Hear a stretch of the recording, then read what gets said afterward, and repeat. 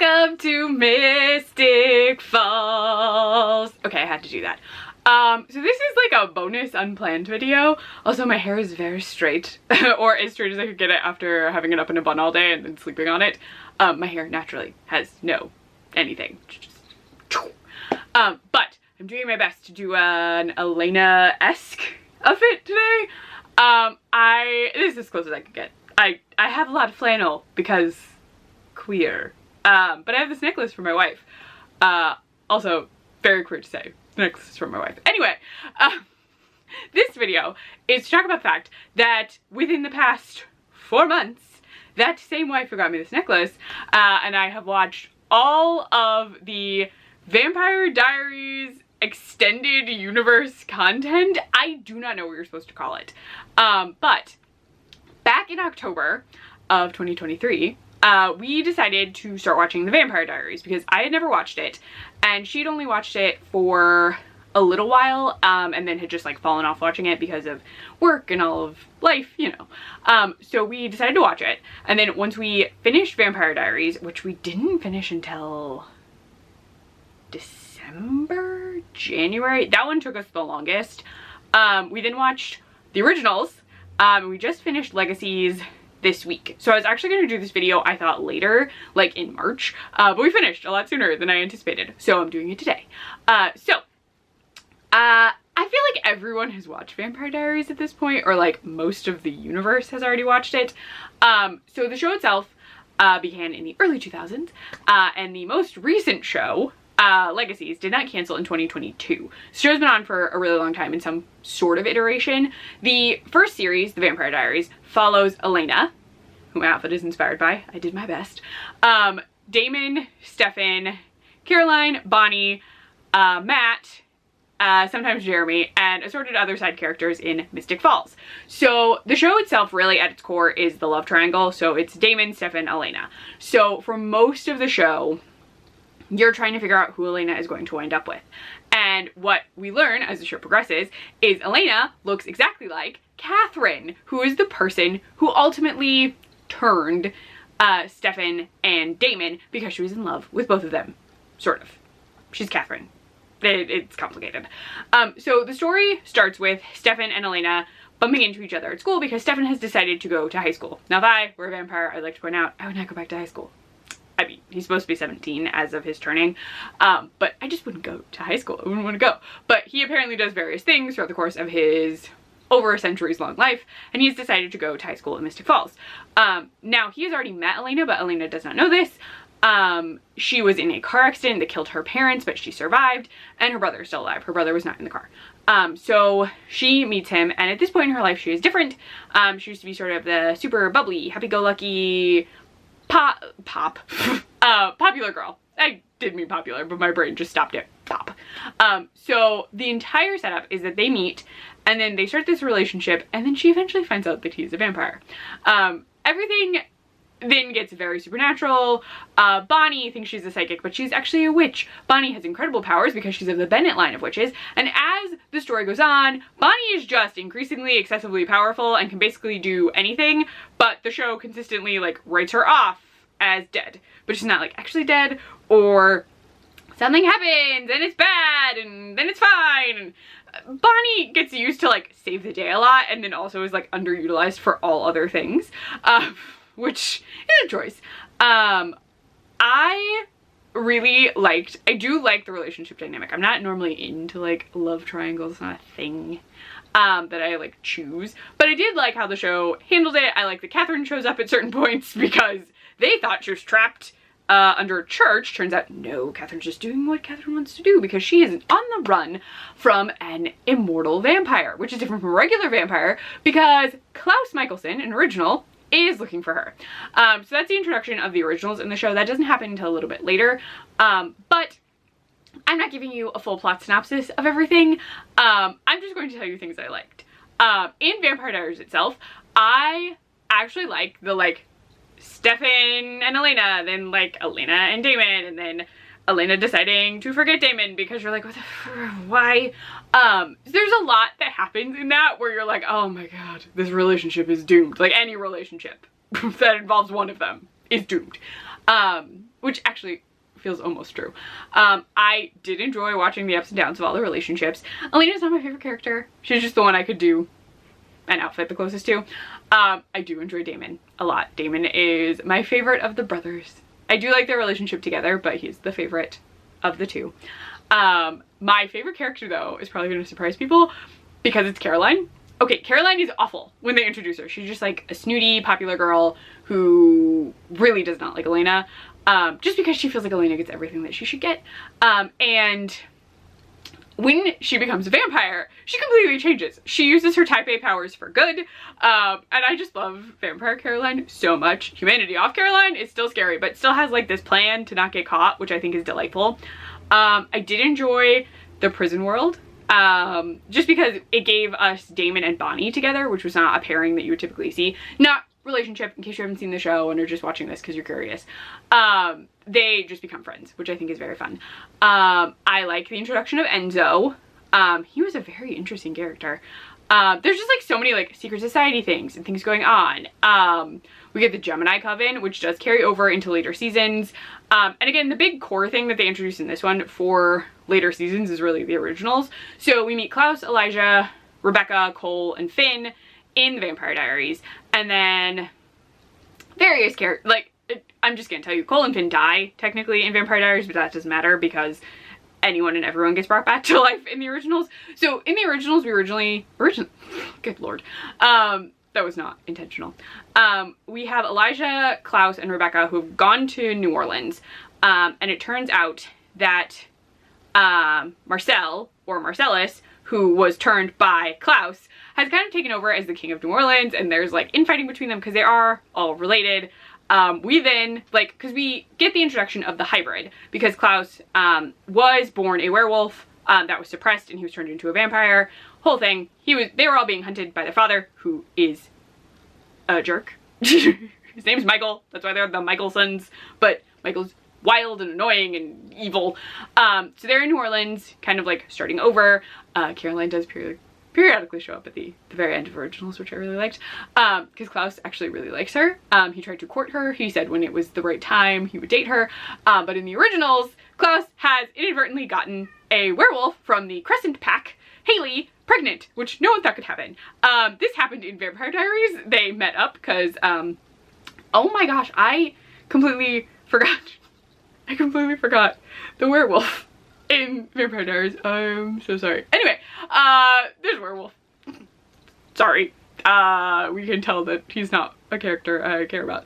But she had showed up. She and Nicholas had sex, and she's somehow pregnant, and they're all shocked. That pregnancy is very key to the plot of the originals because the witches of New Orleans want to kill the child because child born of a hybrid and a werewolf should not exist, and they're like, no, it can't happen, because she would be the tribrid, because she would be werewolf, vampire, and because the Mikaelsons are all technically of witches, she would be a witch, so she would have a lot of power, and they don't want that to happen. So in the originals we get way more magic, we get way more witches. We also character develop the originals who were introduced in the Vampire Diaries so well. I thought the writing of the originals was exceptional. I never knew what was coming. I was always surprised that they could make me like characters, even Cole and Finn. We also get to meet Freya, who is a Mikaelson that we did not know existed. And there's still like issues with the family, so it's tying into family issues and like figuring out what to do and then trying to hide the baby who has been born named Hope. And I just really loved the originals. Of the three shows, I think originals slightly hedges them out as my favorite because I just thought it was really well written. It is the more adult show. Krista thought it aired later, like at 10 o'clock instead of 9 o'clock. So it could be a little more mature. But I just really enjoyed it. Klaus falls for a woman named Cammy, who is trying to like help him, and he even like sees her as a psychologist sort of, and he's just trying to work through issues because he does not want to be the Klaus he has always been. He wants to evolve, and he does. He actually does become a better man. Elijah at some point is messed with psychologically by his mother, and he becomes kind of a jerk who kills people, a lot of people, all the time, because he has these sort of like, I'm gonna kill thing rages. Cole, we actually turned into a nice man because he just wanted to be a witch. He never even wanted to be a vampire. Finn is fine. Finn shows up. he's okay. And I loved Rebecca in the originals. Rebecca's so good in the originals. She just wants to have a family and be a mom, and she's like, I can't do that. But they do offer her the cure, which is nice. The cure is introduced in the Vampire Diaries and a big thing, and people take it and people get cured, and Rebecca's gonna get to have it. But yeah, it was just, I just really enjoyed the originals. I'm trying not to talk too long about these because these have been out for a while, so I'm really just highlighting things that I like again. And then once the originals end, super sadly, we get to Legacies, which has kind of been slightly introduced in the originals because we've seen Hope at the Salvatore School, which is in formerly Stefan and Damon's house in Mystic Falls, and Klaus has paid a lot of money to make sure that it's a good school so that Hope can go there and Hope will be safe. So Hope is a tribrid, but currently she's only a witch werewolf because she has not died, so she has not activated her vampire side, and we're following her in a sort of Monster of the Week style setup. When the school is introduced in the originals, that's not really what's happening. She keeps coming back to New Orleans even though she's not supposed to, because she can't really be around her family because of this thing called the Hollow, which is horrifying. But she keeps coming to New Orleans, which is not good, but she really misses her dad and her mom and all these people. She just hasn't seen her mom because she can't be in New Orleans, and her mom's been in New Orleans. Once we get into Legacies itself, we are introduced again to older versions of the Saltzman twins, who are Josie and Lizzie, and they're the children of, oh gosh, what is the actual last name? Her name is Jo, and she and Alaric were in love, and she was pregnant, and then she was killed by her brother Kai, who was a Gemini witch, and then wildly, the babies transferred to Caroline via magic. So they were born from Caroline, even though she's biologically not their mother, but they view her as their mother because their biological mother is dead. So Lizzie and Josie are siphon witches, and they were born from a vampire who is Caroline. There you go. But we meet them, we meet MG, we meet Caleb. We are later introduced to Cleo. We meet Landon and Raph, who is not in the show for super long, and then we're also introduced to Jed. He's in it for a while, like off and on. Raph's an interesting character for their writing. We also get Wade at a certain point. I love Wade. He's a fairy, which is so fun. Like an actual fairy. I'm not being mean. But in this one, the focus is really that Hope falls for a boy named Landon, and then it turns out that Landon is the son of Malivore, which means they can't actually be together. So it's like star-crossed lovers, but it's like continuing, and like you don't expect it to keep going, but it goes for the entire course of the 4-season series. And we also have Hope, eventually she does have to become the tribrid, I will tell you that, which gets like dark Hope, and we also wind up with like some very Willowy from Buffy moments with Josie, because Josie goes dark at a certain point, and it is like dark Josie and like black hair, eye veiny things. And Lizzie, so Josie and Lizzie are siphon witches, aka Gemini Coven witches, and they will have to merge at a certain point, and Caroline is basically written off the show so she can be looking for a cure for the Gemini curse. And so all of that is going on. They're all learning their powers, and it is very Monster of the Week. There is almost always a Monster of the Week. And the focus is basically Malivore for 3 of the 4 seasons. And then in the final season, the focus is more, we have to get Hope back, and there are gods, which is a choice. Also Aurora from the original shows up. But they write Aurora very interestingly, so I appreciated the like growth of Aurora in Legacies. So the show is very focused on like romance and family, and family is key to the originals itself because they have always and forever. That's their like saying. So Hope is like contending with the always and forever aspect, especially when she becomes a vampire, because then she's like, forever is just forever for me, people will die. But the show, I'm so annoyed that it didn't get a 5th season because Caroline was supposed to be the headmaster in season 5, and that just didn't happen because CW is a jerk. But I did enjoy the show. There's a musical episode, which is how I opened this little video. And I just, it was fun. It was like Buffy, but modernized. There's no Slayer. There's Monsters of the Week, as I said. But Hope is basically our Slayer. We also get Alexis Denisov, who played a Watcher in Buffy. He was Wesley. No, yes, it's been a minute. I think that's correct. He was also an angel. I think that's right. I'm pretty sure I'm right. But he shows up as a witch, which is very fun.